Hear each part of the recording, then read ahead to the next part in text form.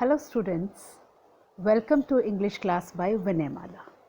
Today we'll read and discuss chapter The Enemy by Pearl S. Buck from your class 12 book Vistas.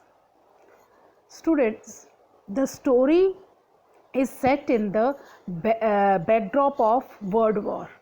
ये जो कहानी है world war के दिनों में सेटअप हुई है and in this story the authoress has very beautifully depicted the dilemma faced by the protagonist. जो protagonist है इस story का doctor सदाव, the protagonist, the main character, the hero of the story, he is in a dilemma. वो एक धर्म संकट में है और ये उसी धर्म संकट को बहुत खूबसूरती से ये स्टोरी डिपिक्ट करती है. अब ये इसका डिलेमा क्या है, धर्म संकट क्या है, उसके सामने दो रास्ते हैं. अगर वो एक रास्ता चुनता है तो he will be known as a patriot, वो देशभक्त कहलाएगा. But on the other hand he will do injustice to humanity, वो ह्यूमैनिटी के साथ अन्याय करेगा, इंसानियत के साथ अन्याय करेगा. लेकिन अगर वो ह्यूमैनिटी को चूज़ करता है तो उसको देशद्रोही माना जाएगा. तो he is in a very peculiar position.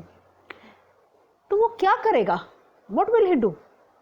Will he choose to be a great patriot और will he choose humanity above all? Let's find out.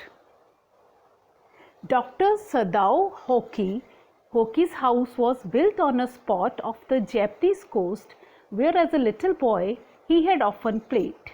The low, square stone house was set upon rocks well above a narrow beach that was outlined with bent pines. ये इसमें जो writer है she says कि जो doctor सदो होकी है उनका घर एक कोस्टल एरिया में था और वहाँ पे जो उनका घर था that was made of stones और वो एक रॉक के ऊपर था और एक सामने एक छोटी सी नैरो बीच थी. और क्योंकि बीच थी तो बीच के किनारे पाइन ट्रीज लगे हुए थे एंड दे वर बेंट, शायद वेट की वजह से वो झुके हुए थे. As a boy, Sadao had climbed the pines, supporting himself on his bare feet as he had seen men do in the South Seas when they climbed for coconuts. अब जब सदाओ छोटा बच्चा था तो वो इन पाइन ट्रीज़ के ऊपर बड़ी फुर्ती से चढ़ जाता था नंगे पाँव. उसने देखा था कि साउथ सी के जो किनारे पे कोकोनट ट्रीज़ लगे हुए हैं तो वहाँ पे लोग कोकोनट्स को तोड़ने के लिए कैसे बड़ी तेज़ी से नंगे पाँव ऊपर चढ़ते थे. ही हैड ऑब्जर्व्ड दैट और वो उसी तरह पाइन ट्रीज़ के ऊपर भी चढ़ जाता था. His father had taken him often to the islands of those seas and never had failed to say to the little brave boy at his side, those islands yonder, they are the stepping stones to the future for Japan. अब as you know कि जो Japan है it consists of many islands, बहुत सारे islands को मिला के बना हुआ है Japan. Island, I hope you understand, it's a land which is surrounded by water from all sides. तो जापान में बहुत सारे islands हैं. तो उसके जो बचपन में उसके फादर उनको अक्सर उन आइलैंड्स पे लेके जाते थे, उसको दिखाते थे और बोलते थे कि द फ्यूचर ऑफ जापान, ये जो के लिए ये जो आइलैंड्स हैं दे आर वेरी इंपॉर्टेंट. ये जो आइलैंड्स हैं they are the stepping stones for the future of Japan. तो where shall we step from them? Sadao had asked seriously. अब सदाओ तो बच्चा था, उसको इतनी समझ नहीं थी, तो बड़ा इनोसेंटली वो पूछता है कि यहाँ से हम स्टेप करके कहाँ जाएंगे? Where will we go towards? Who knows? His father had answered. Who can limit our future? It depends on what we make it. तो उसके फादर कहते हैं नो वन नोज.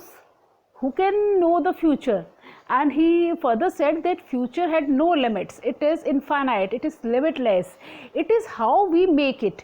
ये हमारे ऊपर डिपेंड करता है, हमारे एक्शंस के ऊपर, हमारे बिहेवियर के ऊपर कि हमारा फ्यूचर कैसा होगा. It depends entirely on us. Sadao had taken this into his mind as he did everything his father said. His father, who never joked or played with him, but who spent infinite pains upon him, who was his only son. अब जो सदाओ था वो अपने father की इस बात को हमेशा याद रखता है, जैसे कि और भी बातें वो अपने फादर की याद हमेशा रखता है. दैट शोज़ कि he respected and appreciated and valued his opinion. Father का ओपिनियन उसके लिए बहुत मैटर करता था. And his father was a very strict man. He was always very serious. He never joked and played. Normal fathers अपने बच्चों के साथ हंसते हैं, खेलते हैं, jokes share करते हैं, मस्ती करते हैं. But his father was different. He was very serious. लेकिन हाँ, अपने बच्चे since Sadao was his only son, तो उसके future के लिए he was worried and he made sure to do everything to brighten his future. Sadao knew that his education was his father's chief concern. For this reason, he had been sent at 22 to America to learn all that he could, all that could be learned of surgery and medicine. और सदाओ को भी इस बात का एहसास था कि जो उसके फादर हैं वो उसके एजुकेशन के लिए बहुत ज़्यादा कंसर्न्ड है. His father wanted that he should get a very good education. तो फॉर दिस रीज़न उसके फादर उसको अमेरिका भेजते हैं for higher studies when he was 22. Okay, he wanted him to be a very good doctor, तो वो चाहते थे कि अमेरिका में जाके वो हायर स्टडीज़ करें और मेडिसिन और सर्जरी के बारे में जितनी भी नॉलेज, जितनी भी इंफॉर्मेशन अवेलेबल है वो सारी वो गेन करे और एक अच्छा डॉक्टर बने. He had come back at 30 and before his father died he had seen Sadao become famous not only as a surgeon but as a scientist. So after completing his studies he returns when he is about 30 years of age और वापस आने के बाद he starts practicing and as time passes he becomes very famous surgeon and not only a famous surgeon but also a very good scientist. And all this happens before his father's death. तो उसके father अपना सपना साकार होता हुआ देख लेते हैं. वो देख लेते हैं कि उनका बेटा बहुत ही फेमस सर्जन और एक बहुत ही फेमस साइंटिस्ट बन गया है. Because he was perfecting a discovery which would render wounds entirely clean, he had not been sent abroad with the troops. Also, he knew there was some slight danger that the old general might need an operation for a condition for which he was now being treated medically, and for this possibility Sadao was being kept in Japan. अब देखिए, मैंने शुरू में आपको बताया कि ये जो स्टोरी है वो वर्ल्ड वॉर की बैकग्राउंड में सेटअप की गई है. तो वर्ल्ड वॉर चल रही थी, all the Nations were fighting against each other and अब ऐसे में क्या है कि जब पूरी दुनिया आपस में, पूरे कंट्रीज आपस में लड़ रहे हैं तो हर कंट्री को बहुत सारे सोल्जर्स चाहिए होते हैं, इज़न्ट इट. तो वो जितने भी यंग पीपल थे, हर कंट्री अपने यंग जनरेशन को, यंग पीपल को वॉर में झोंक रहा था, ज़बरदस्ती उनको वॉर में भेज रहा था. अब सोल्जर्स तो चाहिए, साथ में डॉक्टर्स भी चाहिए होते हैं क्योंकि soldiers get wounded in the war, तो उनको ट्रीटमेंट करना चाहिए होता है, तो डॉक्टर्स को भी वॉर फ्रंट पे भेजा जा रहा था. बट सदाओ को नहीं भेजा गया and there were two reasons for this. First one was that he was discovering how to clean the wounds entirely. wounds जो ज़ख्म होते हैं उनको अच्छे से साफ़ करना, अच्छे से क्लीन करना. यू नो, जो wounds होते हैं उनमें बहुत जल्दी इन्फेक्शन हो जाता है, सेप्टिक हो जाता है, and that may prove fatal. wound की वजह से भले किसी की डेथ ना हो, लेकिन जो wound में इन्फेक्शन हो जाता है उसकी वजह से बहुत से लोगों की डेथ हो जाती है. तो he was about to discover the remedy for this, to clean the wounds. एक तो ये बात, इसलिए उसको वॉर फ्रंट में नहीं भेजा गया. दूसरा, जो उनका जनरल था, जैपनीज जनरल था, he had some kind of medical condition, कुछ बीमारी थी उसको, और हो सकता था कि उसको सर्जरी की ज़रूरत पड़े. And since Sadao was a very famous, a very good surgeon, and general trusted him very much, तो इसलिए उसने उसको वॉर फ्रंट पे नहीं भेजा, क्योंकि वो चाहता था कि अगर उसको सर्जरी की ज़रूरत पड़े तो सडाओ ही उसकी सर्जरी करे. तो he was kind of being bit selfish.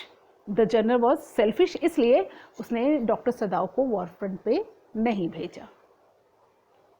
Now the story comes to the present. Clouds were rising from the ocean now. The unexpected warmth of the past few days had at night drawn heavy fog from the cold waves. Sadao watched mists hide outlines of a little island near the shore and then come creeping up the beach below the house, wreathing around the pines. अब शाम का समय था, रात ही होने वाली थी almost, तो पिछले कुछ दिनों से काफ़ी गर्मी हो रही थी, तो इसलिए वहाँ पे जो ओशन के किनारे, समुद्र के किनारे फॉग हो गई थी, धुंध हो गई थी. तो everything was covered with fog. जो आइलैंड थे पास में, ओशन में आइलैंड्स दिख रहे थे पहले, now they were covered with fog. और ये फॉग धीरे धीरे बढ़ रही थी, और जो उनके पाइन ट्रीज थे उनको भी फॉग एनगल्फ कर रही थी, मीन्स हाइड कर रही थी, and it was increasing. Sadao watched mists hide outlines of a little island near the shore and then come creeping up the beach below the house, wreathing around the pines. In a few minutes, fog would be wrapped about the house too. और कुछ ही समय की बात थी जबकि उनका घर भी धुंध में कवर होने वाला था. तो ऐसे धीरे धीरे धुंध बढ़ रही थी. Then he would go into the room where Hannah, his wife, would be waiting for him with the 2 children. तब ही थॉट कि जब धुंध और भी बढ़ जाएगी, उसका घर भी धुंध में कवर हो जाएगा, देन वो अपने घर अंदर रूम में, अपने घर के अंदर वापस जाएगा, जहाँ पर उसकी वाइफ, जिसका नाम हना है, और उसके 2 बच्चे उसका इंतज़ार कर रहे हैं. But at this moment the door opened and she looked out. A dark blue woollen haori over her kimono. She came to him affectionately and put her arm through his as he stood, smiled and said nothing. तो अभी वो सोच ही रहा था घर के अंदर जाने के लिए, तभी उसका घर का डोर खुलता है और वहाँ से एक लेडी बाहर आती है.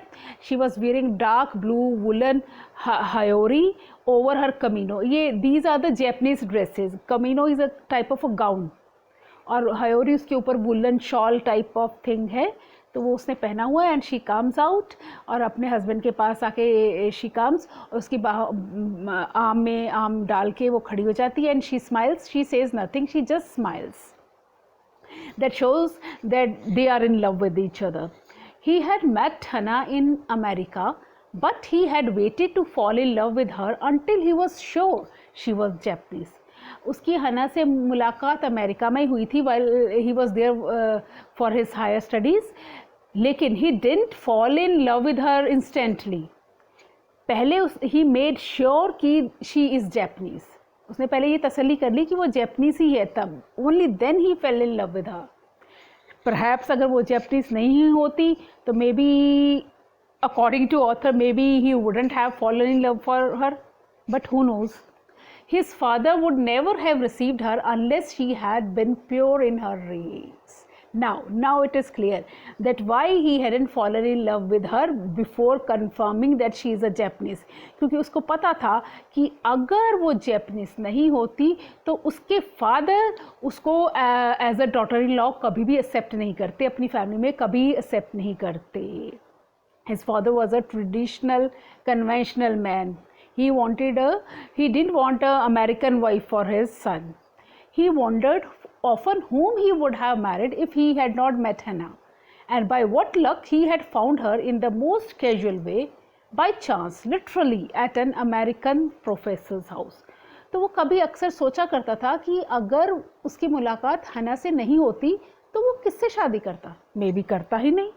और उसकी हना से मुलाकात भी कोई वेल प्लान्ड नहीं थी, सोची समझी वो नहीं थी. अचानक से ही जस्ट बाय चांस उसकी मुलाकात हो गई उसके अमेरिकन प्रोफेसर के घर में. कैसे हुई मुलाकात?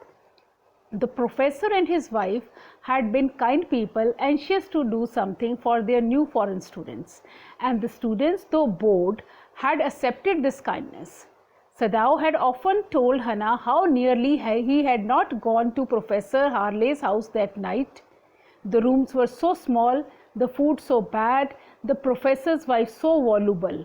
But he had gone, and there he had found Hannah, a new student, and had felt he would love her if it were at all possible. तो जो उनका प्रोफेसर था, प्रोफेसर हार्ले, और उसकी wife, they were very kind people. अब America में बहुत से कंट्रीज से बच्चे पढ़ने के लिए आते थे, तो they were the professor and his wife were very kind towards these students, foreign students. वो उनको घर पे डिनर के लिए इनवाइट करते थे. हालांकि स्टूडेंट्स बोर हो जाते थे वहाँ जाने के लिए, but they accepted their kindness. अब सदाओ का कहना है कि उस दिन, जिस दिन वो गया उनके घर, वो जाना नहीं चाहता था उनके घर. वाई? बिकॉज उनको उनका एक तो घर पसंद नहीं था. It was very small house, छोटे छोटे रूम्स, और जो खाना वो सर्व करते थे वो भी he didn't like that food. और मोर ओवर जो प्रोफेसर की वाइफ थी, शी वॉज वेरी टॉकेटिव, बहुत बोलती थी. लेकिन फिर भी he doesn't know why he went there, और वहाँ पे गया और वहाँ पे उसकी मुलाकात हना से हो गई, and he fell in love. Now he felt her hand on his arm and was aware of the pleasure it gave him, even though they had been married years enough to have the 2 children. But now he was very happy. He was happy. He felt lucky that he had married her, और अब उनके 2 बच्चे भी थे. For they had not married heedlessly in America. They had finished their work at school and had come home to Japan. And when his father had seen her, the marriage had been arranged in the old Japanese way, although Sadao and Hana had talked everything over beforehand. अब देखिए, though they fell in love in America, लेकिन उन्होंने वहाँ जल्दबाजी में शादी नहीं की. They completed their studies, came back. वहाँ घर आके उनको फादर से he introduce Hana to his father, and when he was convinced, तो उनकी जो जैपनीज कस्टम्स और ट्रेडिशंस होते हैं उनके अनुसार उनकी शादी हुई. हालांकि सदाओ और हना आपस में पहले सब कुछ डिस्कस कर चुके थे, but still they were married according to Japanese traditions and customs. They were perfectly happy. She laid her cheek against his arm. अब now they were very happy. They were a perfect couple. It was at this moment that both of them saw something black come out of the mists. It was a man. अब वो दोनों बाहर खड़े हैं, enjoying the mist. इस समय उनको एक कुछ something black, कोई black shadow धुंध में से आती हुई दिखाई देती है. Something black. तो they realize ये तो एक आदमी है, एक इंसान है. He was flung up out of the ocean, flung it seemed to his feet by a breaker. ऐसा लग रहा था मानो कि ओशन की जो लहरें हैं, समुद्र की लहरियाँ, उन्होंने उस आदमी को बाहर फेंक दिया है. कोस्ट में, बीच के ऊपर फेंक दिया है समुद्र की लहरों ने, उसको वहाँ पे लाके पटक दिया है. He staggered a few steps, his body outlined against the mist, his arms above his head. Then the curled mists hid him again. Who is that? Hannah cried. She dropped Sadao's arm and they both leaned over the railing of the veranda. तो वो आता है आदमी, he is staggering means लड़खड़ाना. वो ठीक से चल नहीं पा रहा, वो लड़खड़ा रहा है, और वो धुंध भी है. तो धुंध में कभी जब धुंध ज़्यादा हो जाती है तो वो छुप जाता है, और फिर थोड़ी सी धुंध कम होती है तो ही इज़ विजिबल. तो है ना, एकदम जो उसने अपने सदाओ की बाजू में बाहों में बाहें डाली होती हैं, तो शी ड्रॉप्स हिज आर्म्स, और वो एकदम शी क्राइज कि ये कौन है, हु इज़ ही. दोनों उस तरफ देखते हैं, वो जानने की कोशिश करते हैं कि ये कौन है. Now they saw him again. The man was on his hands and knees crawling. Then they saw him fall on his face and lay there. तो फिर उनको वो दोबारा धुंध हल्की सी छटती है, तो उनको दोबारा वो आदमी नज़र आता है. अब वो जो आदमी है वो अपने हाथों और घुटनों के बल क्रॉल कर रहा है, रेंग रहा है, और फिर वो देखते हैं कि वो गिर जाता है. उसका फेस नीचे होता है ज़मीन की तरफ, और वहीं पे गिर जाता है. A fisherman perhaps, Sadao said, washed from his boat. Sadao कहता है शायद ये कोई फिशरमैन होगा, कोई मछुआरा होगा जिसको उसकी बोट से समुद्र की तेज लहरों ने इधर किनारे पर फेंक दिया है. He ran quickly down the steps and behind him Hannah came, her white sleeves flying. अब वो भागा आता है उसको देखने के लिए, पीछे पीछे हना भी आती है. A mile or two away on either side there were fishing villages, but here was only the bare and lonely coast, dangerous with rocks. अब ये जहाँ पे उनका घर है, जहाँ पे वो हैं, उस बीच के 1 या 2 मील दूर तो कुछ विलेजेस हैं, फिशरमैन के विलेजेस हैं, मछुआरों के गांव हैं, लेकिन यहाँ पे इस बीच पे कोई नहीं है. इट्स बैरन, खाली है, बस वहाँ पे बहुत सारी रॉक्स हैं. And these rocks are very dangerous, they have sharp edges, नुकीली रॉक्स हैं. The surf beyond the beach was spiked with rocks. Somehow the man had managed to come through them. He must be badly torn. क्योंकि वो समुद्र की लहरों से rocks को पार करता हुआ किनारे पे आया है, तो हो सकता है उसको रॉक्स की वजह से चोट भी लगी हो, क्योंकि जो रॉक्स हैं दे आर वेरी शार्प, वो नुकीली हैं.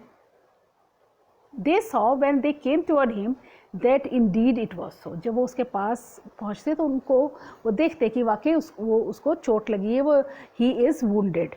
The sand on one side of him had already a stain of red soaking through. He is wounded, Sadao exclaimed. तो उसके जो मिट्टी में सैंड में देखते हैं, बीच में जो सैंड होती है वहाँ पे वो देखते हैं कि वहाँ पे रेड स्टेन है, ब्लड के स्टेन हैं. तो Sadao says कि yes he is wounded, वो जख्मी है. He made haste to the man who lay motionless, his face in the sand, an old cap stuck to his head, soaked with sea water. He was in wet rags of garments. Sadao भागा भागा उसके पास जाता है. वो आदमी जो वो गिर चुका है, he is motionless, कोई मूवमेंट नहीं हो रही उसमें, शायद वो बेहोश हो गया है. उसने एक पुरानी सी कैप पहनी हुई है जो गीली हो चुकी है, उसका सर भी गीला हो चुका है क्योंकि समुद्र से आया, तो of course he is all wet. तो उसके जो कपड़े हैं वो भी गीले हैं. And he is in rags, फटे हुए कपड़े हैं, फटे पुराने कपड़े हैं उसके. Sadao stopped Hannah at his side and turned the man's head. They saw the face. A white man, Hannah whispered. Yes, it was a white man. तो सदाऊ सना को रोकता है कि यहीं रुको, और वो उसका फेस, क्योंकि फेस उसका नीचे था उस आदमी का, तो वो फेस टर्न करता है देखने के लिए कि ये कौन है. जब वो देखते हैं, they realize that he is a white man. The wet cap fell away and there was his wet yellow hair, long as though for many weeks it had not been cut, and upon his young and tortured face was a rough yellow beard. He was unconscious and knew nothing that they did for him. तो उसकी जो wait cap थी वो उतर जाती है, नीचे से उसके गीले येलो कलर के लंबे बाल नज़र आते हैं. बाल लंबे हैं क्योंकि शायद बहुत हफ्तों से कटिंग उसके बाल नहीं उसने कटवाए, और जो उसका चेहरा है वो बहुत ही टॉर्चर्ड लग रहा है, बहुत ही जैसे जिसने बहुत तकलीफ़ सही हो, और उसकी रफ़ येलो कलर की बियर्ड है. एंड ही इज़ अनकॉन्शियस, और क्योंकि वो अनकॉन्शियस है तो उसको पता नहीं है कि उसके साथ क्या हो रहा है, वो कहाँ है. He doesn't realise it. Now Sadao remembered the wound and with his expert fingers he began to search for it. Blood flowed freshly at his touch. अब सडाओ को एकदम याद आता है कि अरे भाई ये तो ज़ख्मी है. Now he is a very good surgeon, he is a doctor, तो उसकी फिंगर्स भी एक्सपर्ट है. वो अपने आप उसका बॉडी में उसका वूंड ढूंढने की कोशिश करते हैं कि कहाँ पे उसका वूंड है, कहाँ पे ज़ख्म है उसके. और जब उसकी फिंगर्स उसके वूंड को टच करती हैं तो वहाँ से ब्लड, फ्रेश ब्लड निकलने लगता है. On the right side of his lower back Sadao saw that a gun wound had been reopened. The flesh was blackened with powder. Some time, not many days ago, the man had been shot and had not been tended. It was bad chance that the rock had stuck the wound. तो वो देखते हैं उसकी जो lower back, right side में lower back में gun का wound है, गोली का जख्म है, एक बुलेट लगी है, और उसका जो वहाँ पे जो स्किन है आसपास वो भी ब्लैक हो चुकी है. तो सडाओ रियलाइजेज कि हो ना हो कुछ दिन पहले इस इंसान को गोली लगी है और उसका इलाज नहीं हुआ है. और एक तो गोली लगी है, उसका ज़ख्म, और उससे और बुरी बात क्या हुई, जो रॉक्स थी, समुद्र में भी रॉक्स होती हैं, समुद्र के किनारे में भी जो रॉक्स थी, शायद उन रॉक्स की वजह से उस वुंड, जो बुलेट का वुंड है, उसमें दोबारा चोट लग गई है उन रॉक्स की वजह से.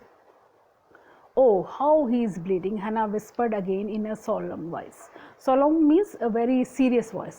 वो हन्ना सेज कि अरे ये तो ब्लीड कर रहा है, ही इज़ ब्लीडिंग, खून निकल रहा है उसका. The mist screen them now completely and at this time of day no one came by. अब धुंध और भी बढ़ रही थी और इस समय वहाँ पर कोई भी नहीं था. इन 3 लोगों के अलावा वहाँ पे कोई नहीं था. The fishermen had gone home and even the chance beachcombers would have considered the day at an end. जो फिशरमैन मछुआरे होते हैं, फिश पकड़ने के लिए आते हैं, वो सब अपने घर जा चुके थे.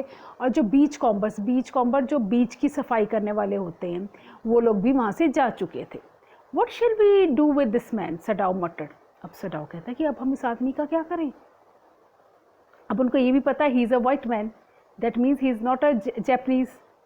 Maybe he is an enemy, but his trained hands seemed of their own will to be doing what they could to stanch the fearful bleeding. वो सोच तो रहा है कि इस आदमी का क्या करें, लेकिन जो उसके हाथ हैं, जो एक डॉक्टर के हाथ हैं, वो इस कोशिश में लगे हुए हैं, कुछ ऐसा करने में लगे हुए हैं ताकि उसका ब्लड, जो उसकी ब्लीडिंग हो रही है, उसको रोका जा सके.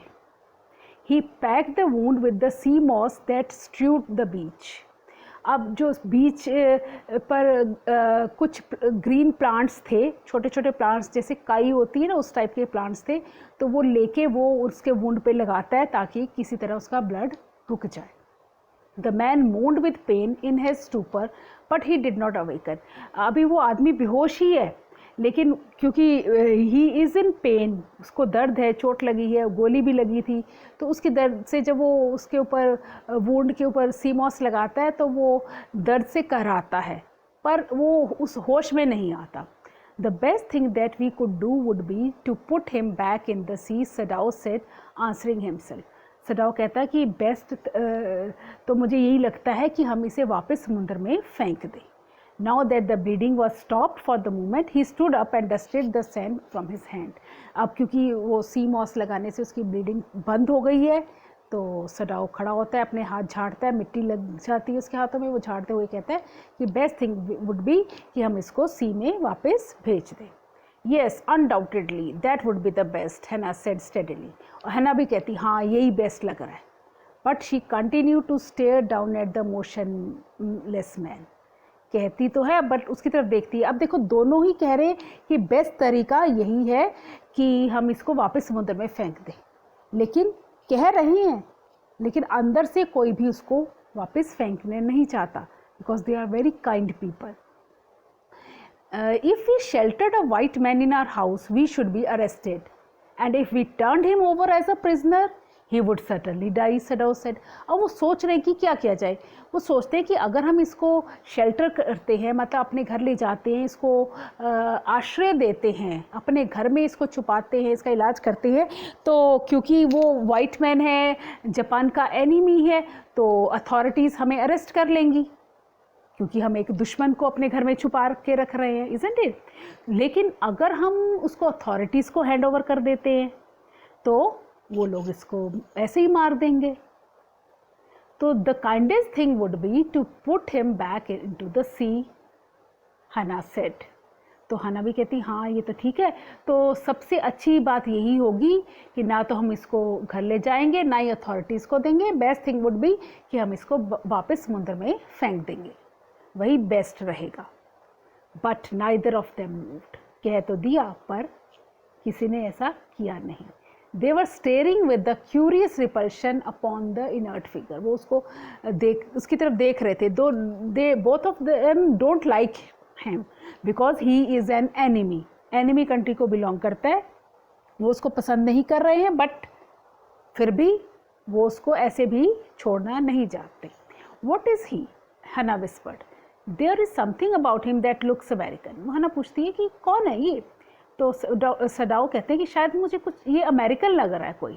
और यू नो जब Japan and America were enemies, दोनों एनिमीज़ थे, they were on the opposite side. He took up the battered cap. वो उसकी कैप जो फट चुकी है उसको देखता है, पहचानने की कोशिश करता है जिससे पता चले कि ये कौन है. Yes, there almost gone was the faint lettering. a sailor, he said, from an American warship. He spelled it out, US Navy. तो उस कैप में कुछ लिखा होता है जो अभी धुंधला हो चुका होता है, फिर भी उनको पता चल जाता है कि ये एक सेलर था और अमेरिकन वॉरशिप में था, और उस कैप के ऊपर लिखा होता है यूएस नेवी, यानी कि वो यूएस के अमेरिका की नेवी की वॉरशिप थी जिसमें ये सेलर था. The man was a prisoner of war. शायद वो आदमी युद्ध बंदी था. So students, I hope you understood the story so far. अब ये स्टोरी बहुत लंबी है तो इस वीडियो में कंप्लीट नहीं हो पाएगी, तो आगे की story we will continue in our next video. Till then, good bye.